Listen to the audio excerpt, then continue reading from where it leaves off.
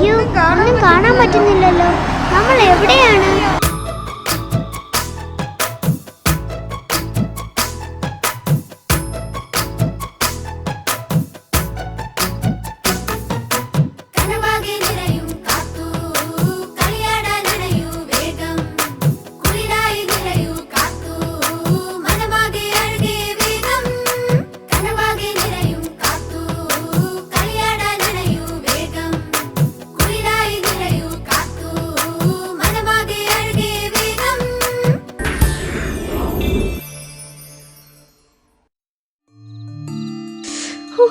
എന്തൊരു തണുപ്പ്!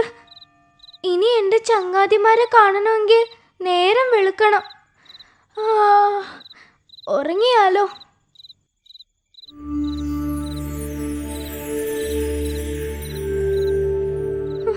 അയ്യോ, അതിങ്ങോട്ടാണല്ലോ പറന്നു വരുന്നേ. അയ്യോ,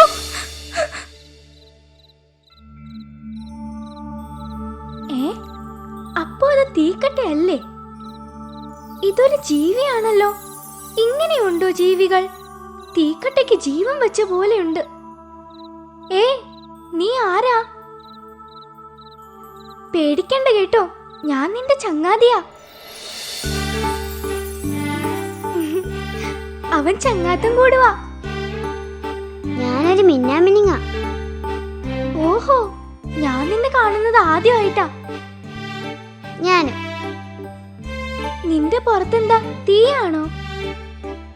ഇത് തീയല്ല, ഇത് വെളിച്ചമാണ്. ഞങ്ങൾക്കിങ്ങനെ വെളിച്ചമുണ്ടാക്കാൻ കഴിയും. ആണോ? ചങ്ങാതി, നീ എന്റെ കയ്യിലിരുന്നോ? നിന്റെ വെളിച്ചം പൊള്ളുമോ? അതിന് ഇത് തീയൊന്നും അല്ലല്ലോ, ചൂടില്ലാത്ത വെളിച്ചമല്ലേ. എന്റെ കൂട്ടുകാരെ കണ്ടുപിടിക്കാൻ എന്നെ സഹായിക്കാമോ? കൂട്ടം തെറ്റിയാ ഞാൻ ഇവിടെ എത്തിയത്. അയ്യോ, കൂട്ടം തെറ്റിയോ? എങ്ങനെ? എല്ലാം ഞാൻ പറയാം.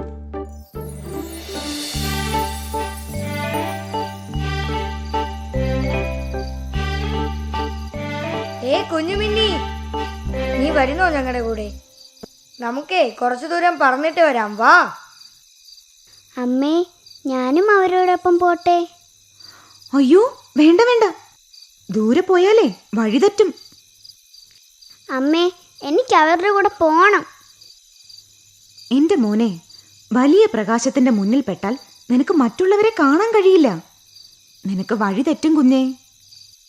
അമ്മേ, അവിടെ ഞങ്ങൾ നോക്കിക്കോളാം. അവനും വരട്ടെ ഞങ്ങളുടെ കൂടെ.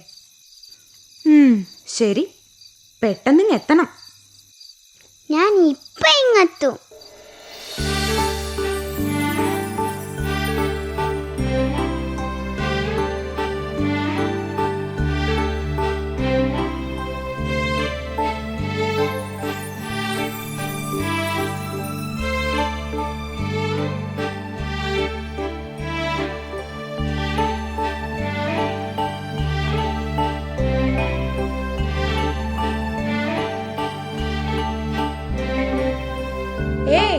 നമുക്ക് അടുത്ത വഴിയിലേക്ക് പോയാലോ? 1 2 3.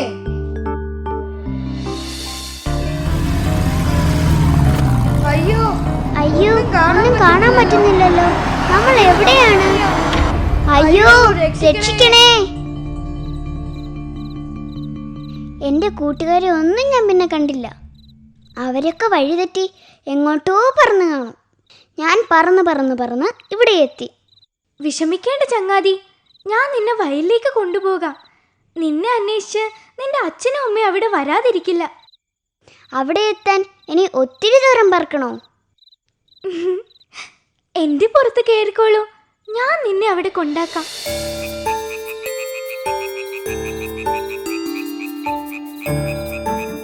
പൂപ്പി, നീ ആ വിളക്കിന്റെ അങ്ങോട്ട് പോകല്ലേ? ഇല്ല, ഞാൻ പോകില്ല. ചങ്ങാതി, അങ്ങോട്ട് നോക്ക്. ദേ 2 മിന്നാമിനുങ്ങകൾ.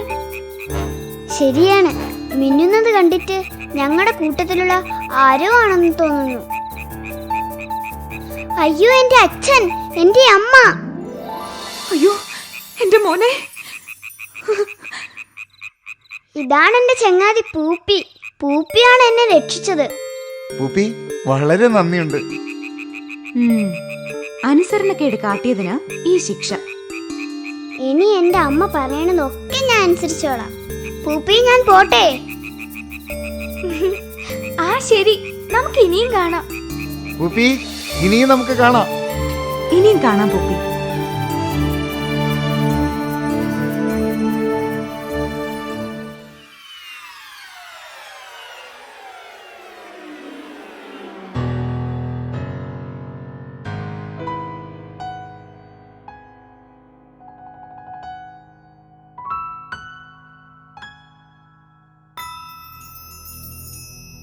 കുട്ടിക്കുറുമ്പി,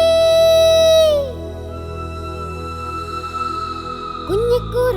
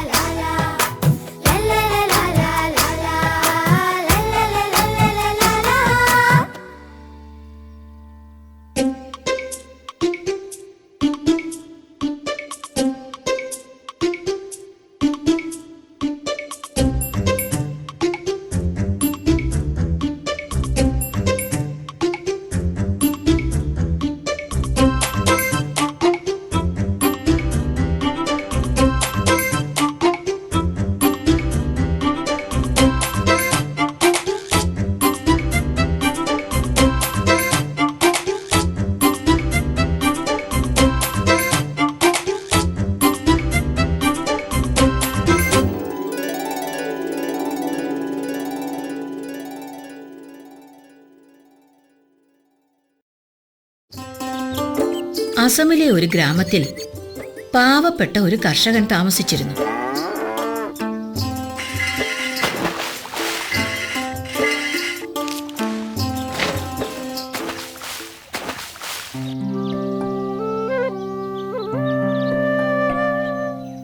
ഓ, എന്തൊരു ചൂട്! പുഴയിൽ പോയി കുളിച്ചു വരാം. ഏതായാലും പുഴയിലേക്ക് പോവുകയല്ലേ, കുറച്ച് ഞണ്ടും കൂടി പിടിക്കാം. ചന്തയിൽ കൊണ്ട് വിറ്റാൽ നല്ല വില കിട്ടും.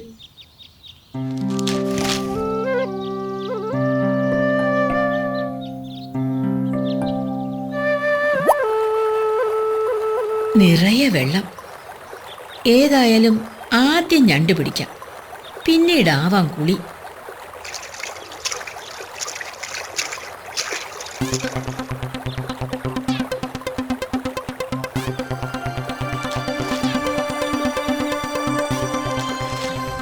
പക്ഷേ നേരം ഉച്ചയായിട്ടും കർഷകന് കിട്ടിയതോ വെറും 4 ഞണ്ടുകൾ. കഷ്ടമായി പോയി. ഞാൻ വെറുതെ ബുദ്ധിമുട്ടി. ഇനി ഈ പുഴവക്കൽ കുറച്ചു നേരം കിടക്കാം. ക്ഷീണമൊന്നു മാറട്ടെ, എന്നിട്ടാകാം കുളി.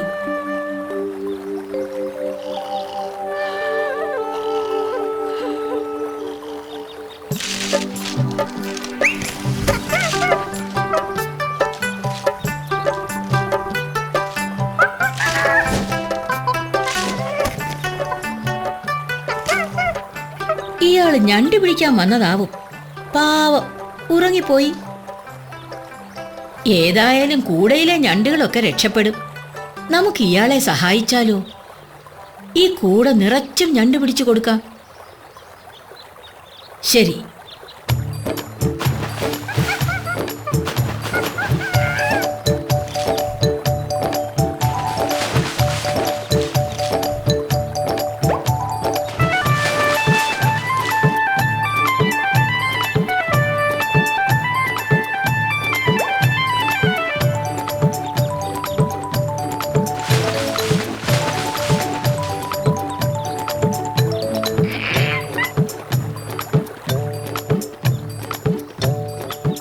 ഇനി ഇയാളെ വിളിച്ചുണർത്താം. അയ്യോ, ഇയാൾ മരിച്ചുപോയെന്ന് തോന്നുന്നു. കഷ്ടം തന്നെ. നമുക്കിനി ഇയാളുടെ ശരീരം വീട്ടിലെത്തിക്കാം.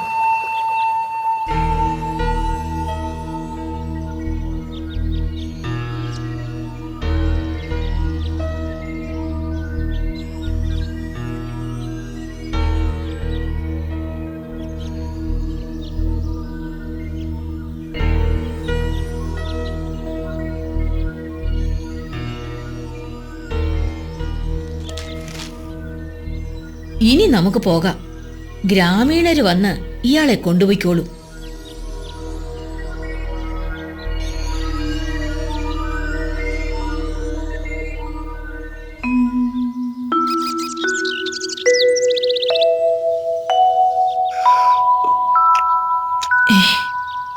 ഞാൻ എങ്ങനെ ഇവിടെ എത്തി? എന്റെ കൂടെ എവിടെ? എന്ത് അത്ഭുതം! കൂടെ നിറച്ചും ഞണ്ടോ! ഇത് ജലദേവതയുടെ കടാക്ഷം തന്നെ. കർഷകന് വന്ന സൗഭാഗ്യം നാട്ടിൽ പാട്ടായി.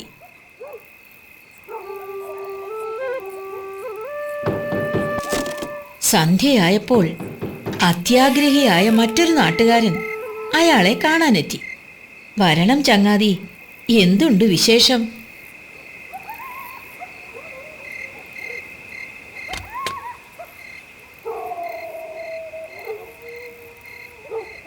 സുഹൃത്തെ, എങ്ങനെയാ ജലദേവതയുടെ കടാക്ഷം കിട്ടിയത്? എനിക്കും കൂടി ഒന്ന് പറഞ്ഞു തരൂ. കർഷകൻ അപ്പോൾ തനിക്കുണ്ടായ അനുഭവം സുഹൃത്തിനോട് പറഞ്ഞു. അപ്പൊ അതാണ് കാര്യം.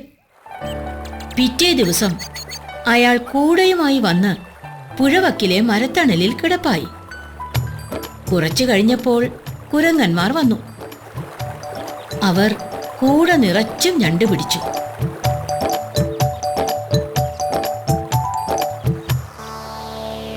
കഷ്ടം തന്നെ. ഇയാളും മരിച്ചോന്ന് തോന്നുന്നു. കുരങ്ങന്മാർ അയാളെയും ചുമലിലേറ്റി ഗ്രാമത്തിലേക്ക് നടന്നു. ഈ മനുഷ്യന് നല്ല ഭാരമുണ്ട്. അതെ അതെ, കുന്നു കയറുമ്പോ സൂക്ഷിക്കണം, അല്ലെങ്കിൽ അയാൾ താഴെ കുഴിയിലേക്ക് വീഴും. അയ്യോ, അബദ്ധമായോ? ഏതായാലും കണ്ണു തുറന്നു കിടക്കാം. ഓ, എന്റെ കൈ വേദനിക്കുന്നു. എനിക്കിനി ചുമക്കാൻ വയ്യ.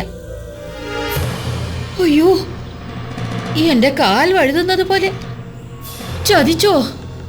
അയ്യോ, സൂക്ഷിക്കണേ. കാല് വഴുതിയാൽ ഞാൻ കുഴിയിലേക്ക് വീഴും.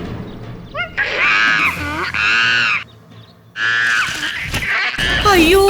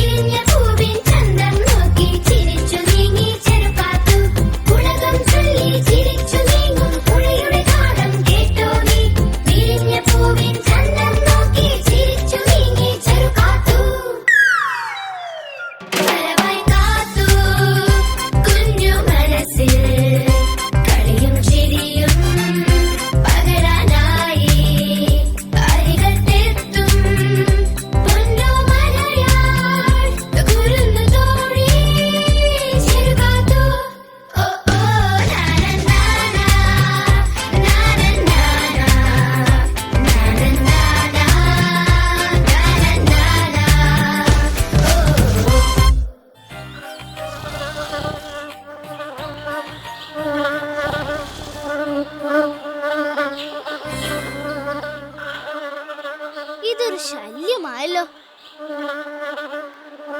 എന്തൊരു ശബ്ദം, എനിക്ക് തലവേദനിക്കുന്നു. നീ ആരാണ്? എന്തിനാണ് എന്നെ ശല്യം ചെയ്യുന്നത്? എനിക്ക് ദേഷ്യം വരും കേട്ടോ.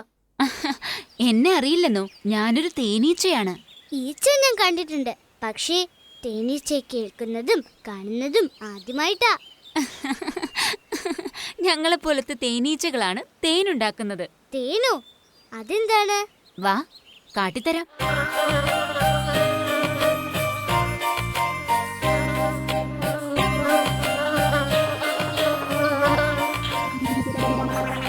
നീ എന്താ പൂക്കളോട് കളിക്കുകയാണോ? ആട്ടെ, നമ്മൾ എങ്ങോട്ടാ പോകുന്നത്? നമ്മളോ? എന്റെ വീട്ടിലേക്ക്. ദാ, നമ്മളെത്തി. എവിടെ? എവിടെ നിന്റെ വീട്? ദേ, മുകളിലോട്ട് നോക്ക്.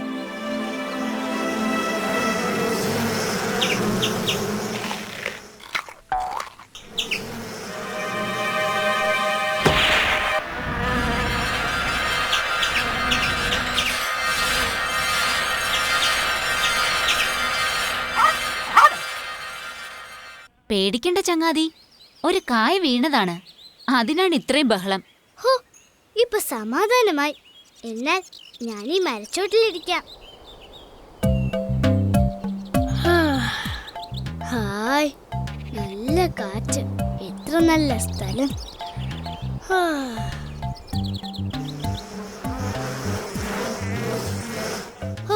എന്തുമാത്രം തേനീച്ചകൾ.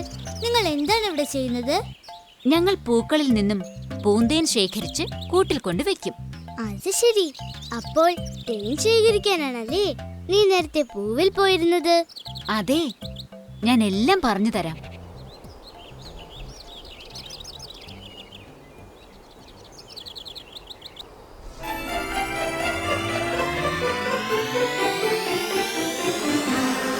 വാ പൂപ്പി. ഹായ്, അതിശയം തന്നെ. ഇതാണ് ഞങ്ങളുടെ വീട്. വീടോ? ഇതൊരു കൊട്ടാരം പോലെയുണ്ട്. ആ, അതുപോലൊക്കെ തന്നെ. ഇവിടെ എല്ലാവർക്കും ഓരോ ജോലിയുണ്ട്. ഈ നിൽക്കുന്നതാണ് പാറാവുകാരൻ.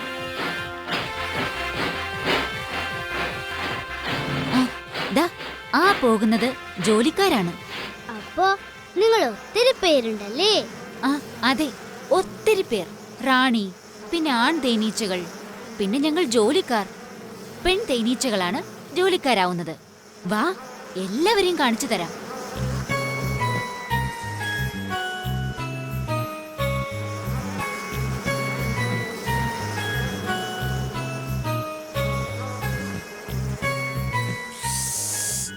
നല്ല രസമുണ്ട്. എല്ലാവർക്കും ഓരോ ജോലി ഉണ്ടെന്ന് പറഞ്ഞില്ലേ? അപ്പോ എന്താണ് നിന്റെ ജോലി? ഇങ്ങനെ കറങ്ങി നടക്കലാണോ?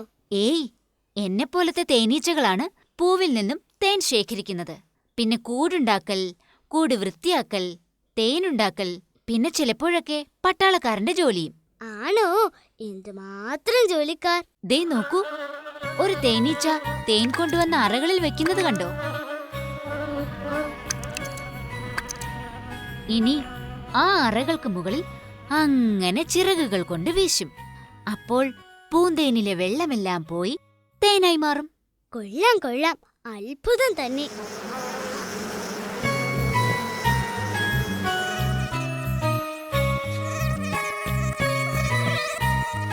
ഹായ്, കുഞ്ഞു വാവകൾ.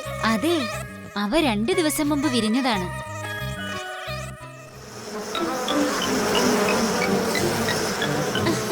വാ വാ വാ, നിനക്ക് ഞാനൊരു കാര്യം കാട്ടിത്തരാം. എന്ത് കാര്യം? വന്നേ.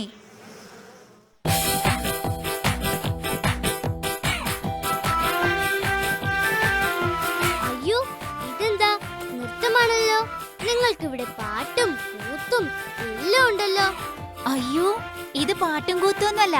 തേൻ എവിടെയാണ് കണ്ടെത്തിയതെന്ന് എല്ലാവരെയും അറിയിക്കാൻ വേണ്ടിയുള്ള നൃത്തമാണ്.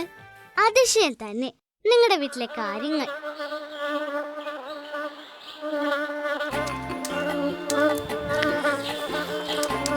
ഹായ്, എന്തൊരു മധുരം.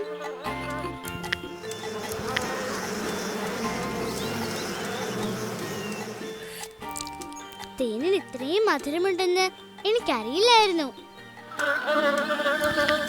നീ ആരോടാണ് സംസാരിക്കുന്നത്? ഏയ് ഏയ്, കണ്ണു തുറക്കൂ. എവിടെ തേനീച്ചകൾ? അവർ നൃത്തം വെക്കുന്നുണ്ടായിരുന്നല്ലോ. നമ്മൾ ഒരുമിച്ചല്ലേ നിന്റെ വീട്ടിൽ പോയത്? നീ സ്വപ്നം കണ്ടതായിരിക്കും. നീ ഉറങ്ങുകയായിരുന്നു. ആണോ? അപ്പൊ സ്വപ്നമായിരുന്നല്ലേ? നല്ല മധുരമുള്ള സ്വപ്നം.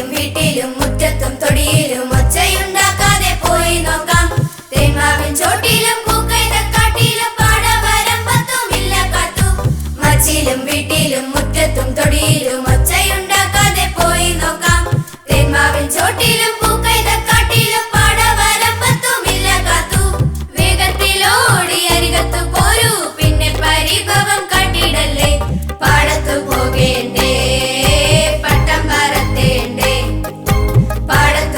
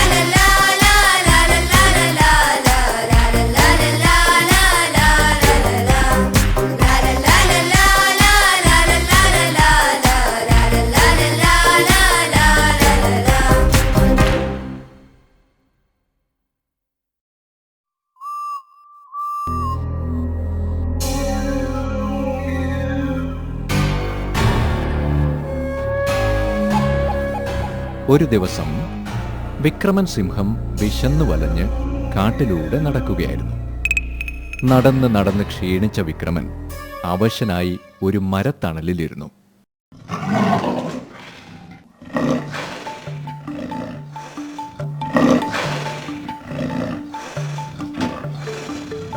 ഒരു മുയലെങ്കിലും ഈ വഴി വന്നിരുന്നെങ്കിൽ. എനിക്കാണെങ്കിൽ ഓടി നടന്ന് വേട്ടയാടാനും വയ്യ. ഇങ്ങനെ ഓരോന്ന് ചിന്തിച്ച് വിഷണ്ണനായിരുന്ന വിക്രമൻ മരത്തണലിൽ അല്പനേരം ഉറങ്ങിപ്പോയി.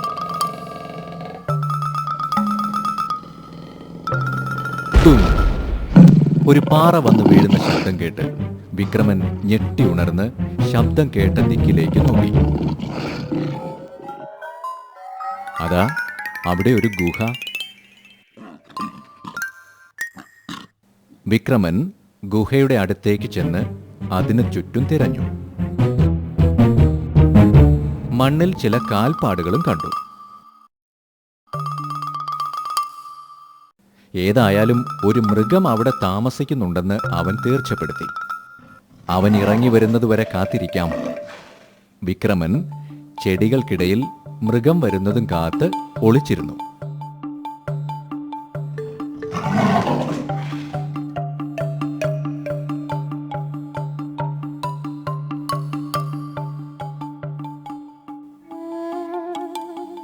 സമയമേറെ കഴിഞ്ഞിട്ടും ഒരു മൃഗവും അതുവഴി വന്നില്ല. അപ്പോൾ വിക്രമന് ഒരു ബുദ്ധി തോന്നി. ഞാനിങ്ങനെ വെളിയിൽ കാത്തിരുന്നിട്ട് കാര്യമില്ല. ഒരുപക്ഷെ മൃഗത്തെ പിടിക്കുമ്പോൾ അവൻ കുതറി രക്ഷപ്പെട്ടാലോ? ഗുഹയ്ക്കകത്ത് തന്നെ കയറിയിരിക്കാം.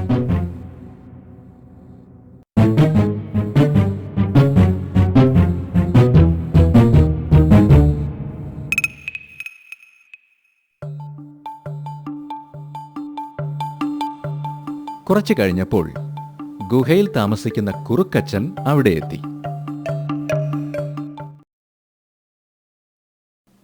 ഗുഹയുടെ വെളിയിൽ ഒരു വലിയ മൃഗത്തിന്റെ കാൽപ്പാടുകൾ കണ്ട് കുറുക്കൻ ഒന്ന് നടുങ്ങി. അവൻ മണത്തു നോക്കിയും കാൽപെരുമാറ്റം ശ്രദ്ധിച്ചും ഗുഹയ്ക്കുള്ളിലെ മൃഗത്തെ തിരിച്ചറിയാൻ നോക്കി. ഏതായാലും ഉള്ളിൽ കയറുന്നത് അപകടമാണ്. ഒരു ബുദ്ധി പരീക്ഷിക്കുക തന്നെ കുറുക്കച്ചൻ തീരുമാനിച്ചു. അവൻ ഗുഹയ്ക്ക് വെളിയിൽ നിന്ന് വിളിച്ചുകൂവി, അല്ലയോ ഗുഹേ, ഞാൻ വരുമ്പോൾ നീ എന്നും എന്നെ പേര് വിളിച്ച് സ്വീകരിക്കാറുണ്ടല്ലോ.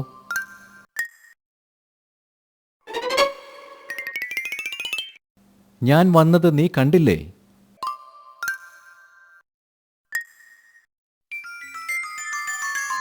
മറുപടി പറഞ്ഞില്ലെങ്കിൽ കുറുക്കൻ തിരിച്ചുപോയാലോ എന്ന് ചിന്തിച്ച് വിക്രമൻ ഉച്ചത്തിൽ പറഞ്ഞു, നീ വന്നത് ഞാൻ കണ്ടു. മടിക്കാതെ അകത്തേക്ക് കയറി വരൂ.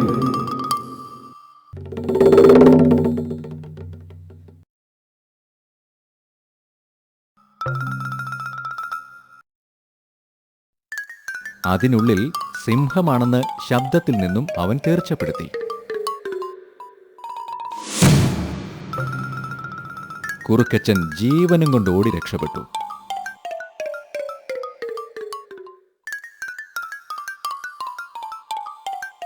നോക്കണേ കുറുക്കച്ചന്റെ ഒരു ബുദ്ധി.